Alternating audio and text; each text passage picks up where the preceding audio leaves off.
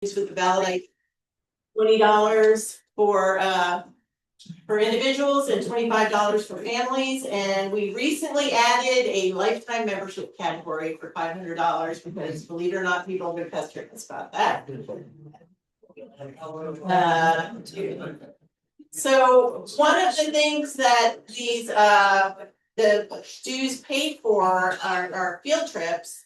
And I don't know if anybody has had a chance to see this, but for first come, first serve, we are doing a cemetery cleanup at Verdura, and this is for current past members only, and it's limited to 10 people. So jump over your fellow companions in here and get your name on that sign-up sheet. This is February 28th at 10 a.m. This Verdura is a very important plantation home. It's in ruins in southeastern Leon County. It is not open to the public, so this is a rare opportunity to get to see that and to help out clean up that cemetery. And also the ruins are going to get cleaned up as well that same day, but fortunately we don't have to do that. They're going to have heavy equipment to do that. So we'd love to have you join, so you can join us out there. Okay, and we have instituted a request for a $5 donation to those who attend the meetings without becoming a member. That's perfectly fine. It just helps us offset our expenses. We appreciate that. Okay, so I think I'm going to turn it over to Lonnie Mann, long-term board member. He has a couple of announcements he'd like to make. Take it away, Lonnie. So Maria's asked me to shoot my mouth off as usual. I have only 2 topics, so you're in luck. One is I want to acknowledge the passing of Grail Farr, a longtime member of PASS. Grail was the scion of a pioneer Florida family. He was a soldier or ranger for many years. He leaving the military, he became interested in archaeology, enrolled at FSU, got his doctoral degree. I think the work he was probably proudest of was underwater work down in Osceola. But he's an active member, been to many of our meetings. We're all going to miss him. I know I will. The other thing I wanted to mention is you may have read in the paper about Kilpatrick Cemetery out at Tom Brown Park. Raise your hand if you read about it. So yeah, there was a lot of publicity about it, and it's a cemetery early. It's basically the bicycle trail weaves right through the cemetery. And about a year before they had a cave-in out there on a unidentified shaft, that there was a report done by a CRM archaeologist group suggesting that there needed to be a 100-foot buffer around the cemetery. And it's our hope that the city will apply for a grant from DHR to bound the cemetery. I mean, it really needs to be done, and they need to move that trail out of the cemetery. And it's really an indication that even on our public lands, we're not really taking care of our cultural resources in this county. And as you know, PAST has been involved in trying to move the county and the city to do a better job of that. And serving that's over, and I know you didn't come to hear me. Thank you, Lonnie.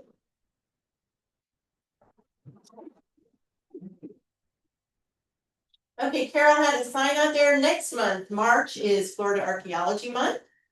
And we will be hosting Andrea White, the City of St. Augustine archaeologist and a former Bureau of Archaeological Research archaeologist, who I worked for many years ago. She is going to be talking about Great Britain's brief rule of St. Augustine and Eastern Florida in the late 18th century.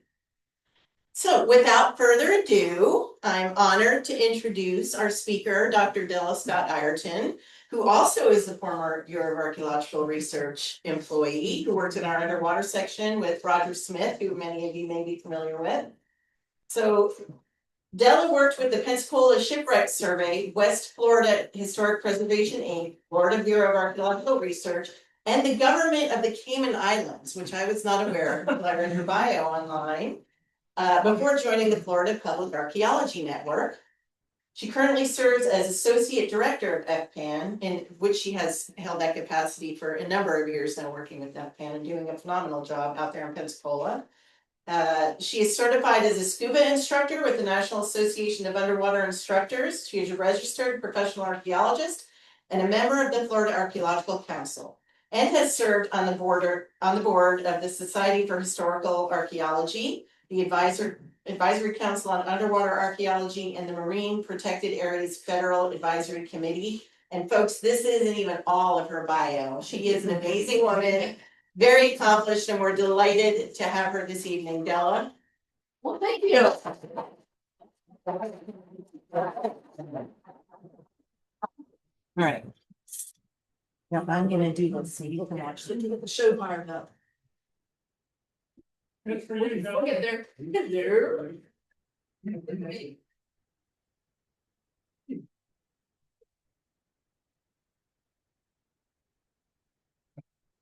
All right, well, as this gets going, thank you all so very much for the invitation to come out to Tallahassee and speak to you tonight. It's been so fun to come back and see a lot of faces that I recognize, old friends from when I lived and worked in Tallahassee for quite a few years.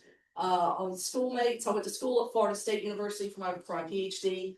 And so it's just so fun to come back to Tallahassee. My old boss used to say when I drove him through Tallahassee, I gave him a tour of what used to be there. You know, it's like, that used to be the Barnes and Noble, that used to be a Taco Bell.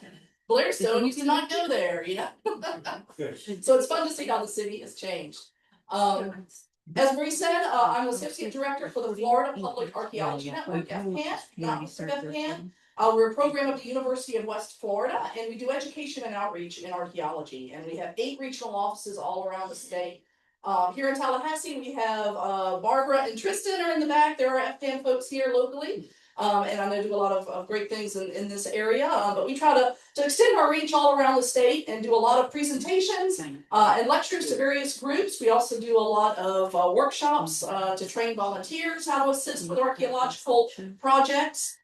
We also do a lot of other workshops to help folks who may come into contact with archaeological sites, but not know what to do with them. So everything from sport divers to law enforcement to park rangers to folks who want to learn how to take care of cemeteries, you name it. So, but one of my favorite things to do is to talk to you about shipwrecks. I'm a maritime archaeologist by training, and my favorite days at work are underwater because it's very quiet. But one of the most fascinating sites that I've gotten the chance to work on is some of the sites in Pensacola from the 1559 colonization attempt by Tristan de Luna in Pensacola. I was on the team working for BAR with the Pensacola Shipwreck Survey when we discovered the very first shipwreck from the Luna fleet to be discovered back in 1992. It dates myself a little bit. And then I wrote my master's thesis on that ship. And so I've been able to be involved in subsequent work on the shipwrecks and some on the land site. And so we'll talk to you some about why Luna was there, what in the world was he doing in Pensacola, and then some about the shipwrecks and some about the terrestrial sites as well. So without further ado, let's see. All right. Yep. This one's not working either. All right. Okay. All right. All right. So what's not working? Yeah.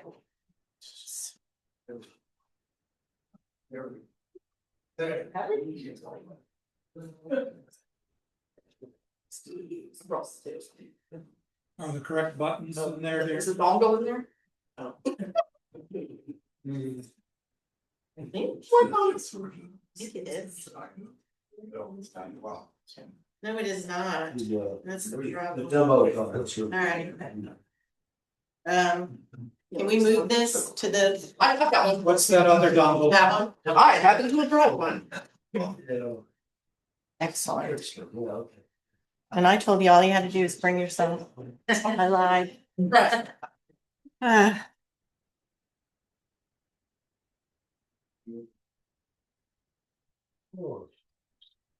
What's that other one before the new? The microphone, you got it? All right. So.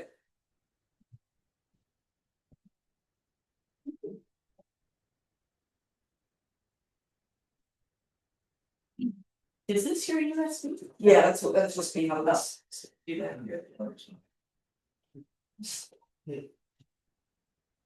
For those of you who have joined us on a regular basis, this is a very common occurrence. That was flexible.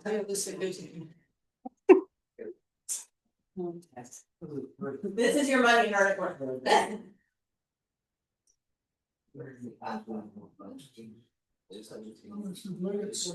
Alright, I'll just do it the old fashioned way. Well, I'm wondering if you can't move it.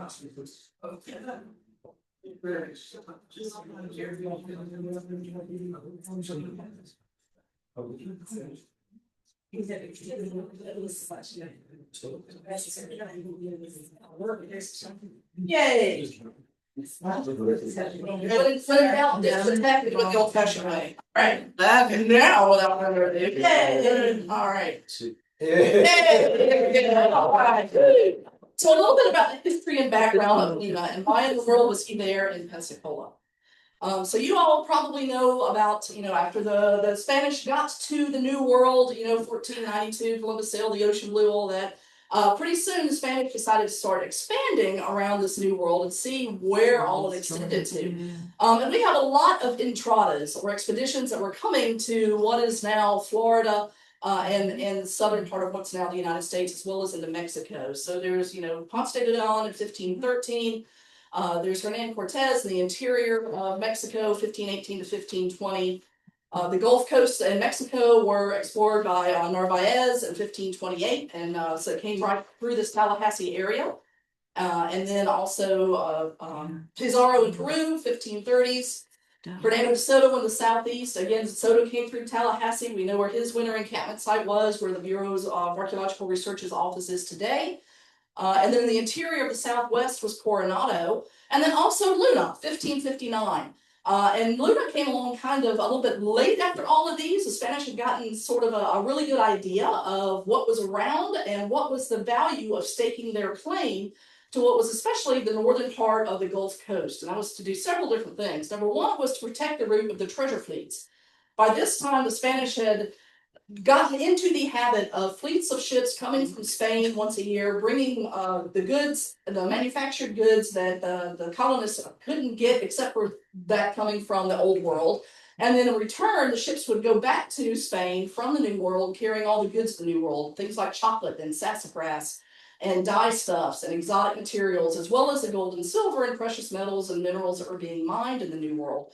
And so when that started happening, other countries started saying, I wonder if we can get our hands on that as well. So to protect the route of these treasure fleets and keep them from falling into the hands of the Dutch and the English and the French, they decided to start establishing some other settlements where these ships were sailing. The ships would come out of Mexico, go around the Gulf Coast, rendezvous in Havana, before going back up the Straits of Florida and then cutting across the Atlantic about the latitude of Bermuda. So a settlement on the northern Gulf Coast would really kind of protect that route. It would also keep some of these other countries, nations that were sniffing around the New World out. By staking their claim, the Spanish could say, yes, we're here, and kind of keep the others out of there. So through some explorations of the northern Gulf Coast, Pensacola, what they called the Bay of Ochuse, was determined to be one of the best places to establish a colony. There was very deep water close to shore. It was a protected harbor with some nice high land around it. And Don Luis de Velasco, who was the viceroy of New Spain at the time, said if a port's colonized on the coast of Florida, the route will be assured as far as the Azores Islands. In other words, the ships would be protected, ideally, until they got basically back to Europe. So they knew that establishing a settlement, this grand plan would help to increase Spanish hegemony and control of this area of the New World, the Spanish Sea, the Gulf of Mexico. So protect here the Tierra Firme and the New Spain, the shipping fleets, the treasure fleets, and then this buffer zone to repel other nations. Am I going backwards? But wrong button. There we go. So in 1559, a fleet of 12 ships set out from Mexico under the command of Don Tristan de Luna y Arellano. Luna was an old, had been part of the Coronado expedition. He was conquistador from way back. He had experience on the Coronado expedition. He was independently wealthy. He had married a wealthy widow. And so he had a lot of his own money that he could invest in the colonization attempt. And in return for leading it and establishing it, he was going to be the adelantado. He was going to be made the kind of the controller, the mayor, the governor of Florida. So there was a lot in it for him as well. And so the fleet itself was one of the best organized, best funded, best supplied colonization missions the Spanish had put together to that time. It had every chance in the world for survival. The Luna fleet departed Veracruz from Mexico in June of 1559. And they got to Pensacola in August. So just a couple of months later. It took them longer than they thought. They actually got blown down by a storm almost all the way back to the Yucatan. They got back up to the coastline. They actually sailed past the entrance to Pensacola Bay. They didn't recognize it. It's a very small pass. Went too far to the east, got about to Appalachia Bay and said, oh, we've gone too far. Turned around, again missed the mouth of Pensacola Bay. Got into Mobile Bay. And then finally made their way back to Pensacola and figured out where they were supposed to be. That wrong button 18 times. So I said there are 12 ships, 11 fairly large-sized ships. One of the there was a very small one we believe was towed behind one of the bigger ships, was the 12th one. 540 soldiers. They also had 240 horses. When they got to Mobile, the horses had begun dying. Horses don't do well on sea voyages. And so they ended up offloading the horses in Mobile and walking them overland to Pensacola. 1,000 colonists, men, women, children, Aztec native folks that were along as like a security force because they didn't know what kind of native peoples they were going to encounter when they got to Pensacola. They had indentured servants. They had Aztec and Tlaxcalan and African enslaved people along with them. So everything they needed, all the supplies, the tools, the materials, the food, everything they needed to establish a Spanish town on what was then very much the edge of the empire. There was nothing there. It was a wilderness. So they had to carve it out of the woods and start anew, but they had everything they needed with them, including a whole bunch of food, corn and hardtack, bacon, dried beef, cheese, oil, vinegar, you name it. All of these stuff that was packed on the ships because they knew they needed sustenance to keep them going until they could clear land and plant crops and have a harvest. They expected they would get some supplies from Mexico. It wasn't that far if you managed not to get blown off, of course. But they knew they needed to become self-sufficient very quickly because they were also, the rest of Luna's orders were once they established the colony at Pensacola was to go overland to Santa Elena, where it is now South Carolina, and establish another colony. They thought would be about a day's march away. Longitude was not really well understood. So this is where they go. So they get to Pensacola, woo, after they finally get there and they get the reindeer, their horses there, and they start offloading people and they say, oh my goodness, we're finally here. Luna said it takes one of the larger ships, one of the galleons, sends it back to New Spain to let the viceroy know, yay, we're here, everything's good, start sending us some more reinforcements and some more supplies and whatnot. Velasco was very impressed with what Luna was doing. He says that Pensacola is one of the, or at the time Ochuse, one of the best ports there is among what has been discovered in the Indies. The port is so secure that no wind could possibly do any ship's need. He was wrong. This is what we have found though in some of the documents. Don Luis de Velasco is that's him, and then that is his signature there. And indeed, this is what happened. Very similar to this. This is a modern hurricane. Showing hurricane. The Spanish knew about hurricanes in the summer and the fall. Columbus, on one of his early voyages to the New World, had been hit by hurricanes. They understood that these bad storms blew up in certain times of the year. But they didn't really have any warning. They didn't have Jim Cantori to come to their town and tell them they were doing, right? So really all they could do was watch the weather, watch the animals, and they really had no warning that these storms were coming. And so when this hurricane hit, it basically just demolished them. They had left a lot of their materials, their food, especially on board the ships, and it must have just scared them and traumatized them terribly. After the storm, Luna wrote back to his boss, Velasco, about the storm. And in the letter, he says, there came up from the north a fierce tempest. which blowing for 24 hours from all directions, from the same hours began, increasing and increasing continuously, did irreparable damage to the ships of the fleet. There was great loss by many seamen and passengers, both of their lives as well as their property. And all of the ships that were in this port went aground, save only one caravel and 2 barks. So of all those ships, the one that had been sent back, all but 3 were wrecked. The caravel and the barks, those were smaller ships. They would have ridden out the storm okay at anchor. It was the big ships, the big galleons and store ships, where all of their stuff still was, including their food, that wrecked. Most of them in the bay. One of them was driven on shore. The friars that he had along with them wrote back to their boss saying they saw demons carrying it through the air. It gives you any idea how scared these people were. But it was driven what they call an arquebus shot on shore, it's about 300 yards. So one of the ships got inshore, got up on land. We expected it was salvaged pretty completely. The rest of them were in the bay. This is a reconstructed model of what we think this hurricane looked like based on reports of the hurricane from other Spanish colonies in the Caribbean. And when he says there came up from the north, he's referring to the cyclonic action. They would have felt those northern winds first because they didn't really understand the way these hurricanes moved.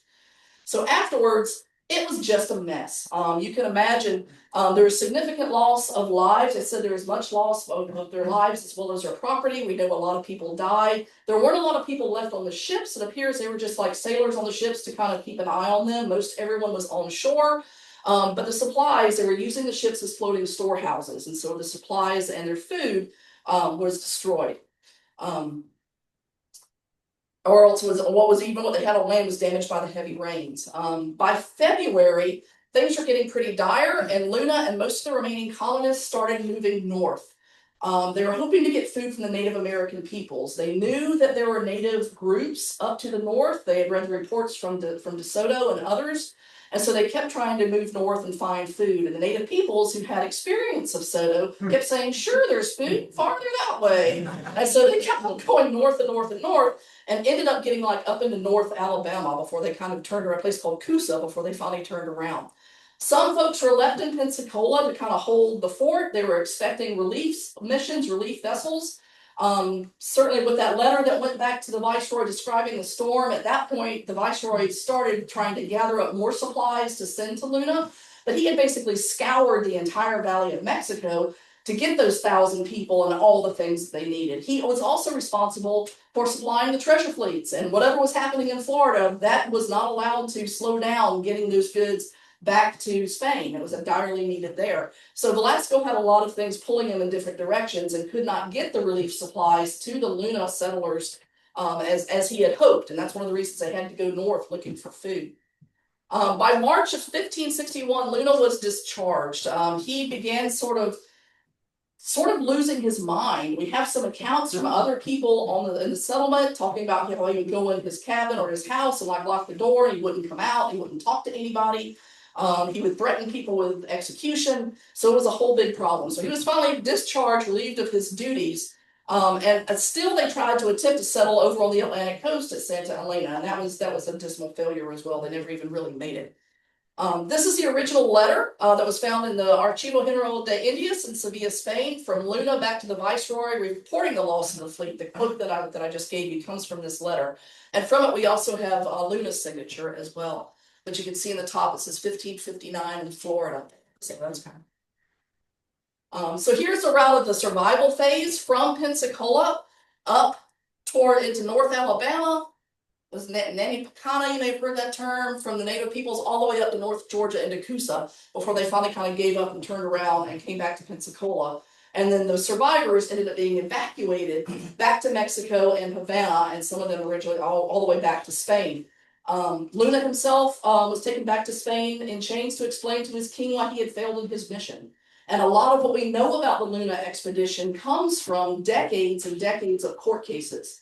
There was a series of a couple volumes of what's called the Luna Papers that were published in the 1920s by a historian named Herbert Ingram Priestley.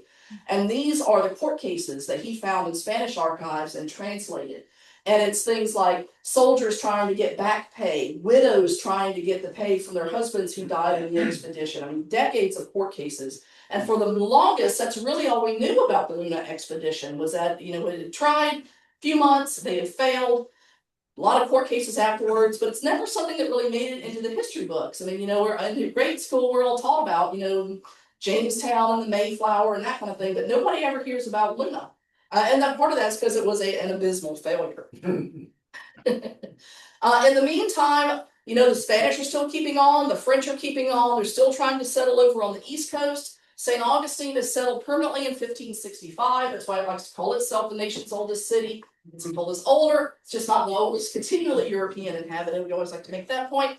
And then the French are getting into the business as well. And so, you know, colonization attempts are continuing. The Spanish sort of gave up on Pensacola for a while. They did not come back to Pensacola until 1698, when they settled out where the Pensacola Naval Air Station is today, a site called Santa Maria. And that's been archaeologically discovered as well, and the university has worked on that in the past. So we know where that site is, out on the Navy base. But for the longest, the Luna site was lost. Now let's jump ahead a few hundred years, 1992. The state of Florida, the Bureau of Archaeological Research with Dr. Roger Smith secured a coastal zone management grant to survey Pensacola Bay for historic shipwrecks. For many reasons. You all are mostly archaeologists, heritage folks, you know all this, but we always talk about why are shipwrecks important archaeologically. And for one thing, they're a closed context. Unlike sites on land that tend to build up in layers over time, a shipwreck is one catastrophic moment in time. And we know that everything on board that ship was in use at that moment in time. And so it really is very much a closed context. So we know what everything was used at that time. It's also really excellent preservation, especially when we're talking about the Luna ships. They're in the mud in the bottom of Pensacola Bay, which is thick mud that comes down from the Blackwater River and several bay systems. And the mud in the bottom of the bay is thick and greasy and disgusting and slimy and perfect for preservation. There's no oxygen in it. It's anaerobic, which means that there's no oxygen, so therefore no bacteria. So organic materials are beautifully preserved. From the Luna sites, we found leather shoe soles. You can still see the impressions of toes in them. Rope and other kinds of cordage, cockroach wings, and hundreds of rat bones. The earliest evidence of a black rat in North America is in Pensacola. We're very excited about that. We actually had these examined by a rat bone expert. There are, in fact, such people if you're looking for a career. Some of you students there. The rat bone guy told us that these rats were growing up deformed from a disease called rickets. Rickets is a bone deformity that you get from lack of vitamin D. You get vitamin D from dairy or from sunlight. So these rats are growing up in the dark hold of the ships, never coming out into the light of day, and so they're growing up deformed. There's also evidence of cannibalism, chew marks on them. So the rats were getting busy at the bottom of the ship. So we found basically all of the rat bones except the little bitty toe bones and little bitty tail bones, which probably either didn't survive or they got through our screen because they're really teeny. But the rest of the bones are really beautifully preserved, as well as some other bones I'll talk to you about in a minute. Cockroach wings, beetle carapaces. We think that, as an aside, we think that the first Luna ship it was very old. We know from construction. There's a lot of evidence of repairs on it. It may have been used to carry hides. Leather hides were a major export from Mexico, and some of the beetles we found on were hide beetles that eat the hides. So I think it may have been used for that for a while. So the first Luna shipwreck was discovered in 1992 during this survey by the Bureau of Archaeological Research, a Pensacola shipwreck survey. Roger Smith's idea was to develop a model that could be used all around Florida and other places to survey these historic bays. Pensacola, up to that point, had never been archaeologically surveyed. And so his idea was, let's develop a system, a model for investigating historic bays. And he always knew about the Luna stuff in Pensacola. If you knew Roger, he was like Mr. 16th century Iberian ship construction, right? He like literally wrote the book on it, Vanguard of Empire. And so he always had in the back of his mind, Luna's out there somewhere. So we began surveying the bay and never hoping, but never really expecting to find Luna. The second vessel was discovered in 2006 by the University of West Florida, and the third one most recently in 2016. So we know we're 3 of them.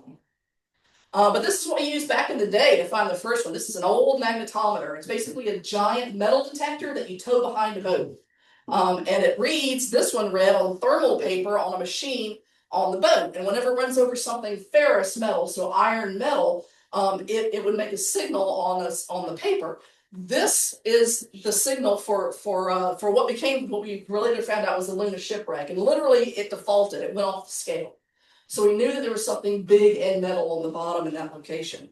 The later shipwrecks, the University, UWF, of course, has much more modern tools. This is the new side scan, and it actually shows kind of, this is from EP2, the second Emmanuel Point ship. It actually kind of see almost a ship-shaped outline of where a lot of their ferrous artifacts are from. But this was the old guy that found the first one that belonged to the Bureau. So my colleagues now tease me about towing an onion behind the boat. You know, we've had better luck. But we found it. And it's right here. If you know where how Pensacola is set up, this is where downtown Pensacola is today.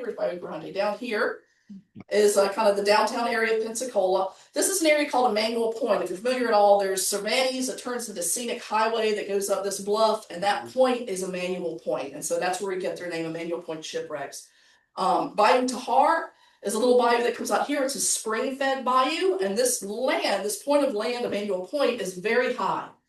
And it's a perfect place for a settlement. It was always one of the kind of proposed places where we thought the Luna settlement might be, because it is high land.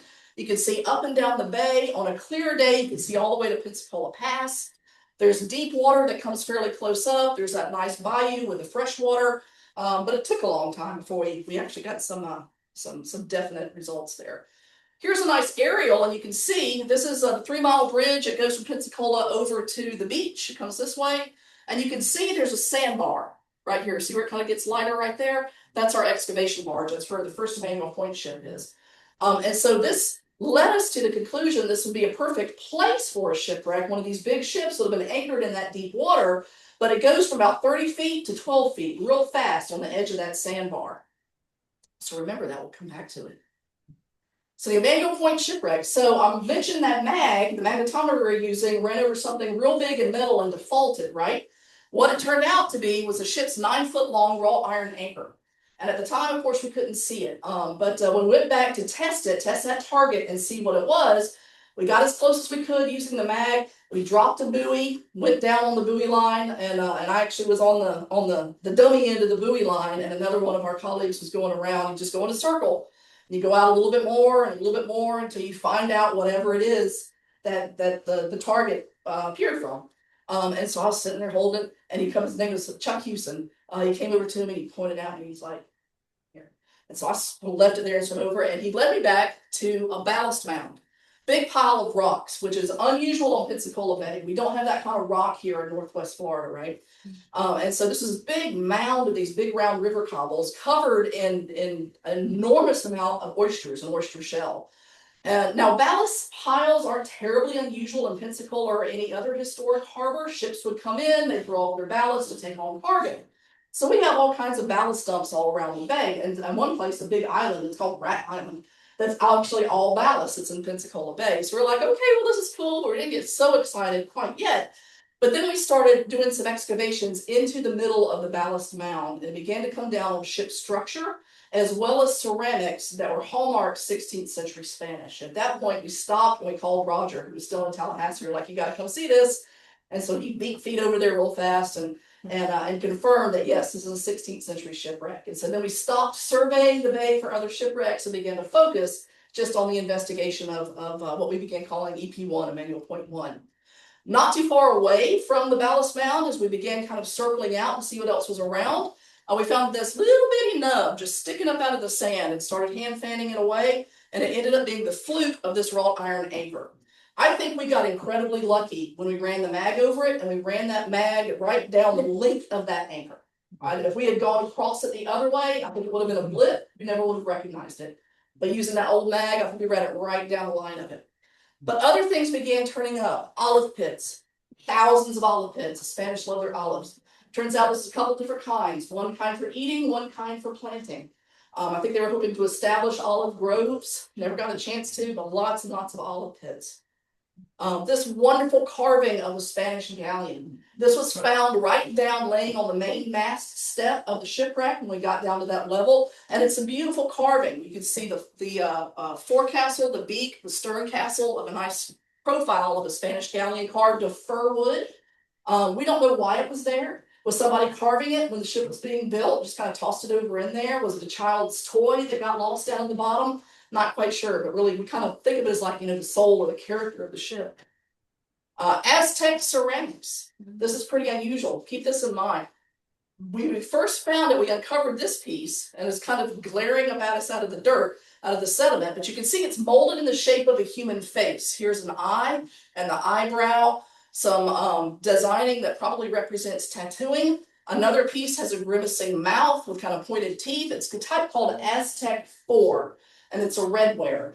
And this is one of the things that linked us, and this is definitely Luna. We're hoping it was Luna, obviously. We knew that the Luna ships had wrecked in the bay, but we didn't really want to come out and say, yes, this is Luna, until we found kind of a smoking gun, if you will, because other Spanish people had been in the port of Ochus before Luna, and, did somebody lose a ship? And, it's just this one-off. But we started finding the Aztec ceramics, then we began to be much more confident this is one of Luna's ships. The rat bones I mentioned, hundreds of rat bones, and the cockroach wings, and the other kinds of really well-preserved organics, as well as the ceramics, classic Spanish olive jar. This one still had a cork in place. The back end of it was busted off, but there was a whole big pile of olive pits, probably carrying olives. Majolicas, that's some kind of mulatto. So some tin glaze, earthenwares. And so, kind of adding all these up, was another one. We found an entire Majolica plate. This is actually underneath the anchor. We didn't find this till the anchor was raised several years later. That's pretty good. You throw an anchor at a plate today, it's probably going to shatter, but this one was in really good shape. No cannons. We know that the Luna ships had come armed. We have not found any big guns. We think that they were salvaged. The ship is only at about 12 feet of water, so not much deeper than the ceiling is high. You can't see it when you're over it because that water in Pensacola Bay is very dark, but it would have been easy to salvage the guns. The guns were valuable, and we think that the settlers got their guns back. We have found evidence of them in terms of cannonballs. These are stone cannonballs about the size of a grapefruit, called Bolaños, and they were fired from a stone thrower. They were a gun that was made to fire these stone cannonballs. The idea is that they would hit a ship and shatter like shrapnel, and so take out personnel and rigging. Smaller, this about the size of a golf ball, iron shot that would have been fired from rail guns. Also crossbow bolts. Those are the tip ends of the crossbow bolt. They're called quarrels, and those are just like the ones that were found associated with the Coronado expedition in the Southwest. We did not find any other evidence of crossbows on this ship. On one of the other ones, the shafts. Oh. Got shafts from one ship and tips from another. There's that olive jar fragment. They weren't really shooting because they wrecked. A suit of armor. That's the armhole here and where your head goes there. It's still concreted. Basically, all of the original iron has corroded away. All that's really left is this thin sort of concretion of what it looked like. But we had an armor expert from the Tower of London take a look at it for us. And he was able to determine that it was made in Italy in 1510 for an infantryman of larger than average size. Pretty detailed. But 1510, that's kind of old. This is 1559. So, but when doing some research, he said that's pretty common. He said they would have kept the good new stuff back in Spain for the wars there and sent the crappy old stuff to the New World. That's what they did. That Aztec ceramic, mercury, about 9 pounds of mercury, which we did not immediately tell the EPA about. It was literally in puddles down in the bottom in the stern of the ship. That's a lot of mercury. So the Spanish were using mercury for a couple reasons. They used it for the treatment of venereal disease. They used to say a night with Venus and a lifetime with Mercury. That's a whole lot of mercury. Even for the Spanish, that's a lot of mercury. So the other thing they were doing with mercury was a process called amalgamation, which is how you separate gold and silver from the ore that it's mined in. And the process is kind of gross and dangerous. Basically, you mine the ore and then you mix it with the mercury. The mercury adheres to the little bitty flecks of precious metal. So then when you rinse it out, all that settles down to the bottom and you can throw away the sediment and the dirt. Then you have to burn off the mercury, which is super poisonous, right? So you have your Indian slaves do that. And then what you're left with is the pure gold and silver. So the Spanish were hoping to find mines of precious metals on the Gulf Coast, just like they had found in Central and South America. Why not? They found it there. Why not just a little bit farther away? They didn't, of course, but they were coming prepared.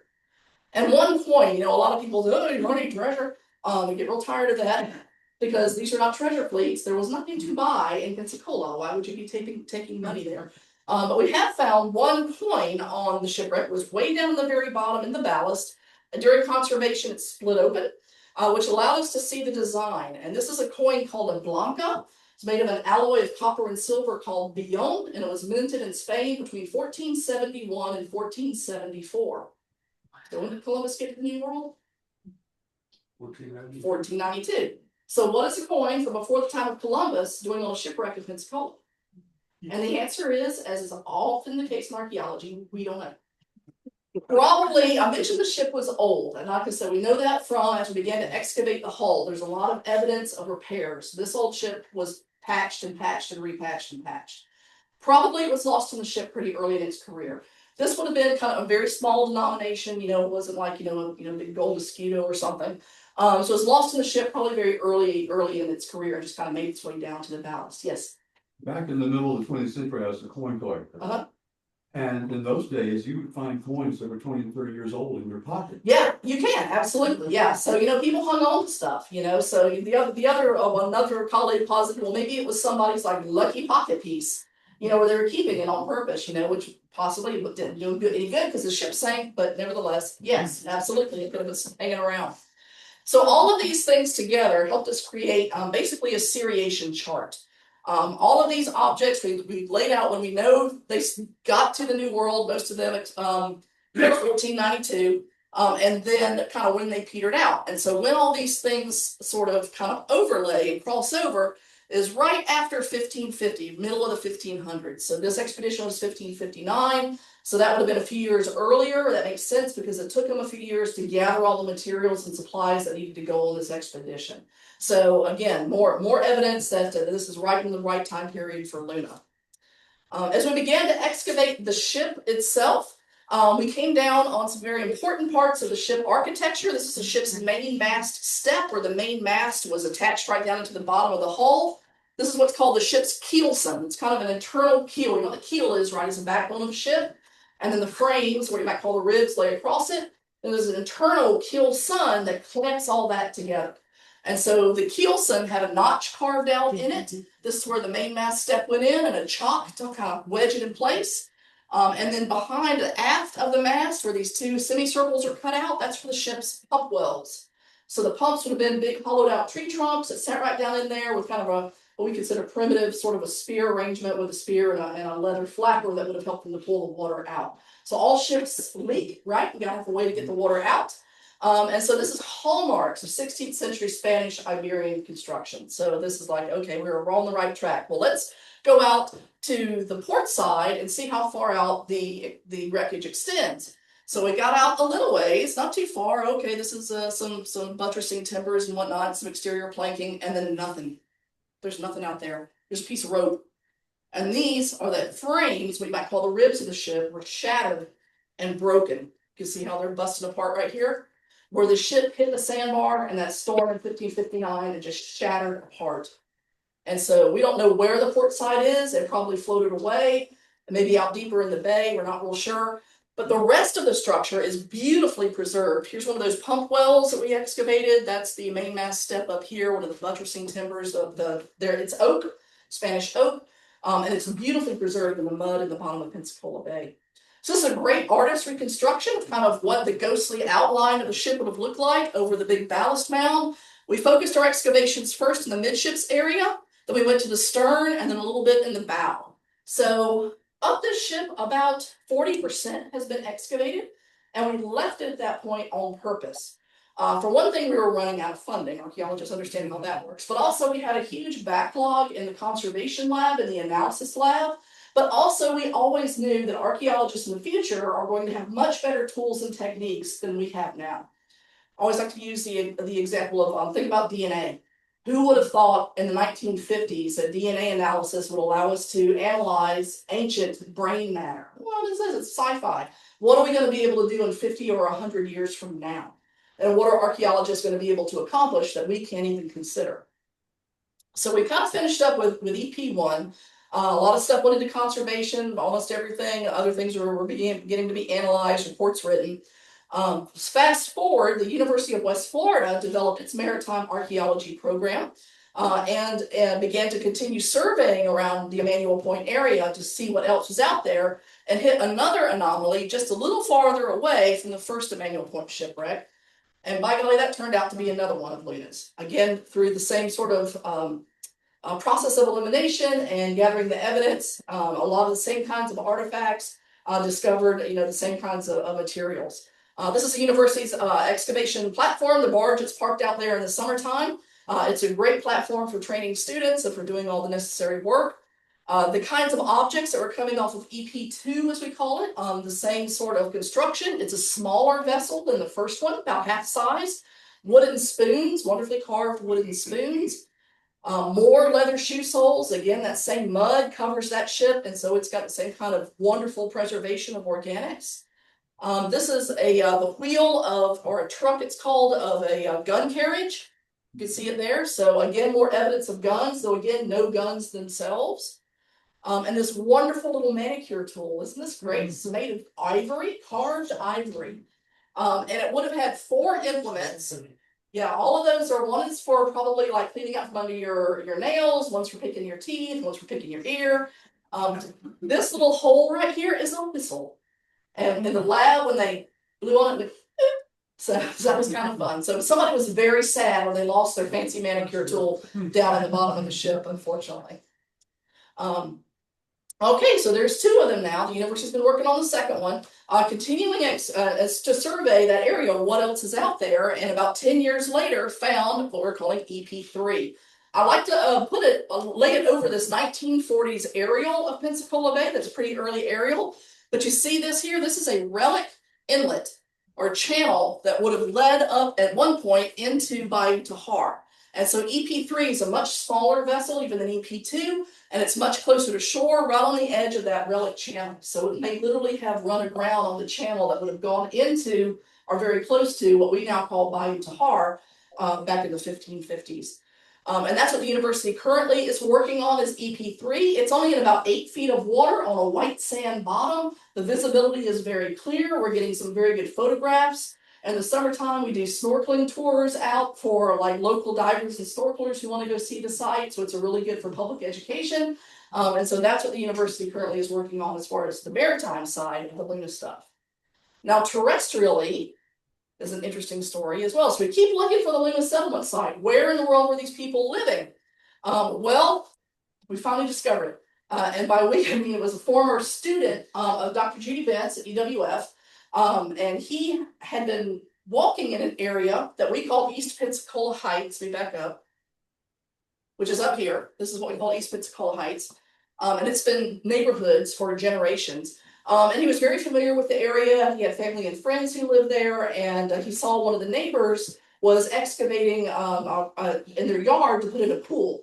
And so he said, well, can I go take a look at some of the stuff that's coming up? And the neighbor's like, sure. And so he started picking through and finding ceramic, and recognized it was that 16th century olive jar, because he had been through Dr. Bentz's class and he knew what that looked like.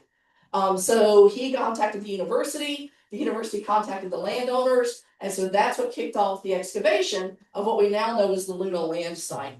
And I just want to give a shout out to the neighborhoods in East Pensacola Heights. They have been and are continuing to be so supportive and so excited about what's going on there. Of the entire neighborhood, I think there's maybe 2. At their pool. No, I don't want you digging in our yard. Everybody else is like, yeah, come dig. Letting us keep excavation equipment in their garages. Now, whenever they are putting in a pool or an irrigation system or a footer for a new outbuilding, they'll call the university first off. And so a lot of it's due to the neighbors and the homeowners there being so willing to let the university do the archaeology in their neighborhood. Dr. John Worth, this is Dr. Worth, who works for the university, is in the Department of Anthropology, is professor there, is kind of Mr. 16th century terrestrial. He's worked on a lot of these sites. He knows what the material looks like, and he's leading up the terrestrial excavations. So it was first reported to UWF in October of 2015, shovel testing just shortly thereafter, and then began to do more full-scale excavations the next spring and summer.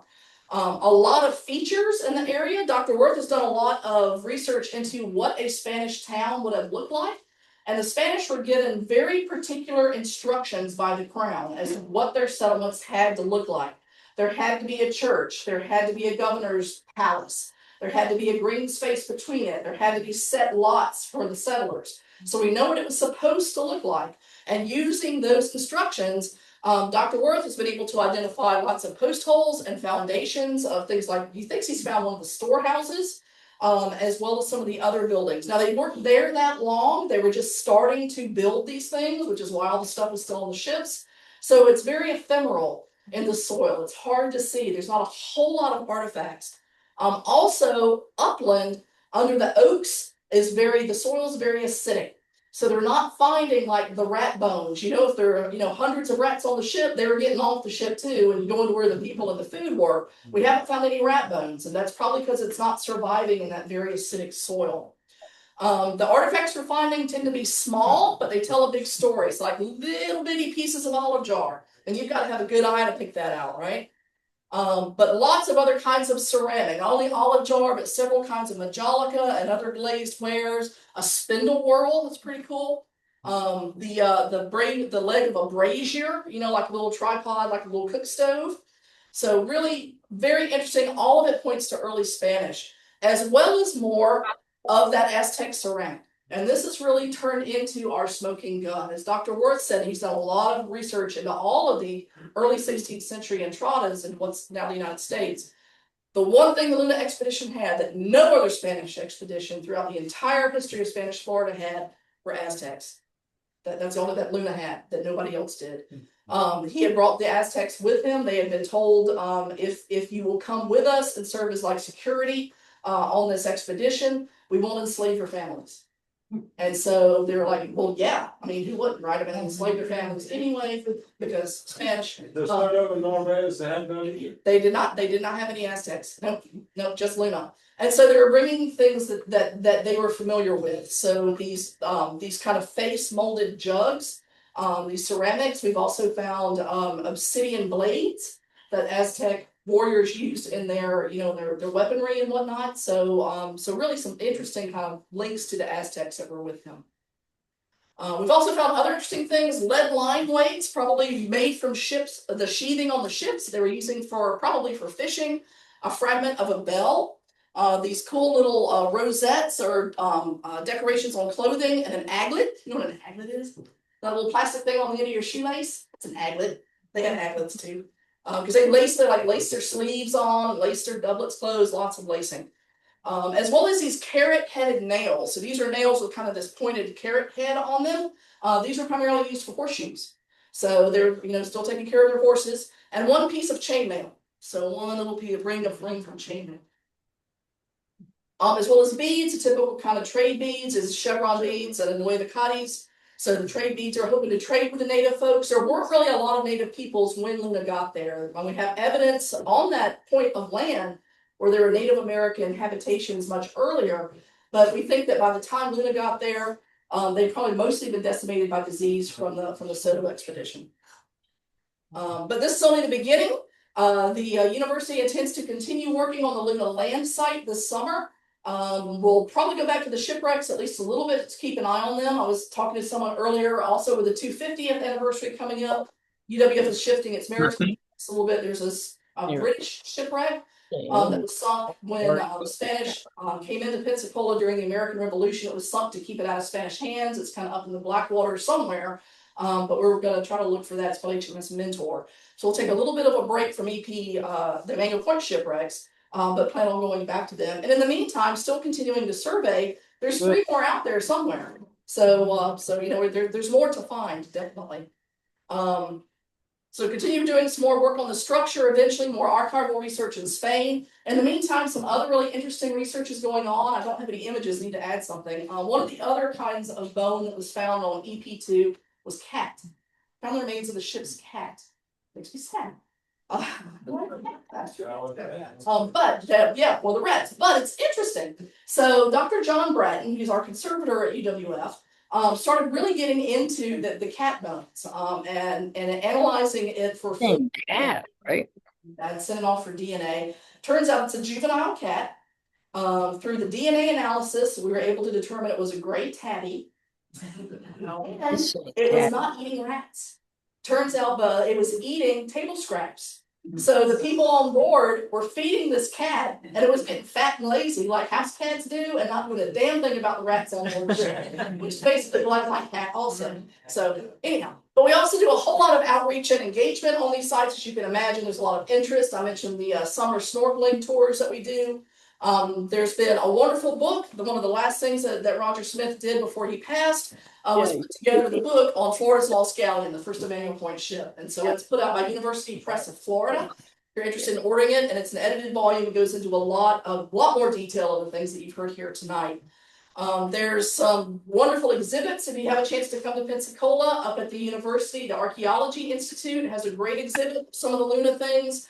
Also the Pensacola Museum of History downtown, as well as the Pensacola Visitor Center, which actually overlooks the site of EP1. It's like right there. And so there's a nice one of our historical signs, and they've got some information up inside there as well. And then, as you can imagine, we do a whole lot of lectures and these kinds of things, just like I've done today.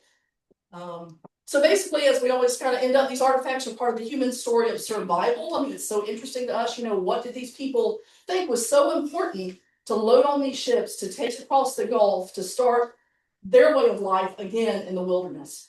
And I think that these kinds of things, what are people going to need to take to Mars to do the same thing? Well, Luna's settlers already answered that question. So, I think these things can have a lot to teach us about the survival on what was very much the edge of the empire in the 16th century. So if you want to learn more, go to uwf.edu/Luna. There's more information there. And I'm very happy to answer any questions. So thank you very much.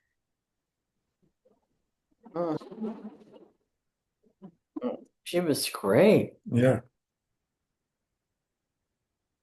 Questions? I'd like to say, if I don't know the answer, I'll make it up. Yes, sir. How far was the settlement from? Those questions. Very close. It was that Bayou Tahar area. Let me see if I can go back and show you now. It's right there. The bayou has freshwater springs flowing into it. All right, so this is Bayou Tahar, and so there are springs that flow into it. These are where the shipwrecks are, and then the Luna land site is all right up in here. So in fact, there's a low area here that a lot of material is turning up, and we think that may have been like a landing place for the ships have been anchored up, and then they would have offloaded things into like smaller like rowboats, like lighters, to carry it to shore. And there's a nice little landing place there, and then they would carry it up to the bluff. So it's right there, freshwater, high point of land. So the thing that I'm interested in finding out, we haven't found any dead people yet. They said there's lots of loss of life, and so they, of course, the Spanish being, typically devout Catholic, it would have been important to them to recover those bodies and bury them in consecrated ground. We have not found any dead folks yet, so they're out there. So what else? Yes. Okay, being collections manager, the artifacts from the terrestrial component. Yes. Are the landowners taking those back, or are they donating those to the? No, they're donating those to the university. Yeah, that's part of the agreement. Is the university says if you can we come dig on your land? Well, yes, I'd love you to come dig and see. Because the landowners are like, we're like in the oldest neighborhoods in the United States, which is true. So they're very proud of that. But part of what the university says is we're happy to come and do this and share with you everything. What do you want? Artifacts as a collection. Right. And if the landowner is like, well, no, I want them back, and they're like, well, then we're going to skip you for now. But so far, all of the landowners have been like, yeah, keep all that stuff together. It'll all go in a museum and and be used for study and research. So they've been really good about that. Yeah. Very good. We've done a lot of outreach in that neighborhood too. We do public meetings here to talk about what the plans are for that summer and anything new that has come out.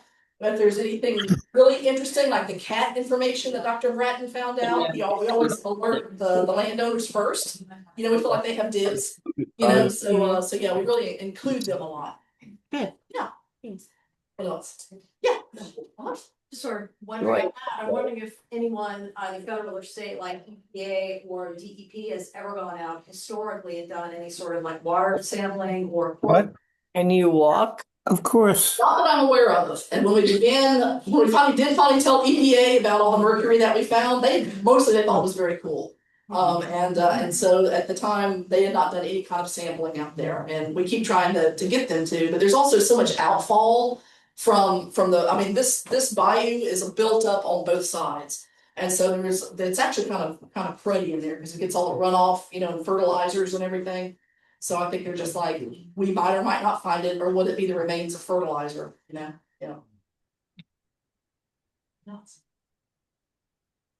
Yes, yes. Is the scale model that you found, the little galleon, is that the Luna?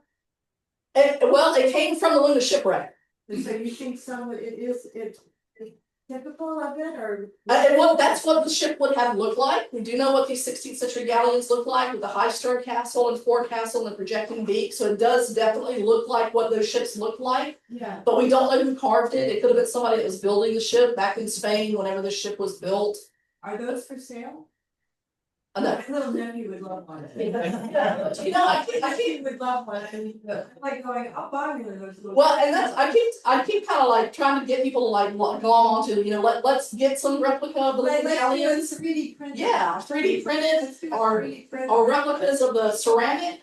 Or I don't know if anybody's ever visited Henry VIII's ship Mary Rose in Portsmouth, England. They found the remains of a dog on there, and so they have now little stuffed dogs that you can buy in a gift store. We can killing on those. Yeah, the same with the tabby cat. Yeah, with the gray cat. Exactly. We could do a stuffed cat. There is a children's book called Luna the Cat. Thank you. Yes, that one of our archaeologists and our historians, Mike Tillman and Nicole Renan wrote together. And it's kind of based on the cat that was found and kind of that cat's hero journey coming to the new world. So look for Luna the Cat. It's a really fun little children's book. Well, I saw that in California. They had something. Oh, yeah, you mean, Yeah. I'm So- thinking the exact same thing. Also, they have a whale at the Canova House in Okay. St. Augustine. Yeah. And it had been carved in that little 15th century. Yeah. So. Absolutely. Yeah, they make great stuff to sell. Oh yeah. What else? Oh, I was just gonna say, they found a crossbow dart coral at the DeSoto site here. Oh, cool. Yeah. Oh, Yeah, that was one of the definitive things. Definitive things, It yes. was DeSoto. Yeah. So lots more to discover, and I'll be around. I actually have some handouts and goodies in my truck. I'm gonna run go get them and bring them back. Yes, Lon. Doesn't Pensacola hire some municipal archaeologists and We have two. Yeah, but the city of Pensacola has 2 archaeologists on staff now. Yeah. And they're both former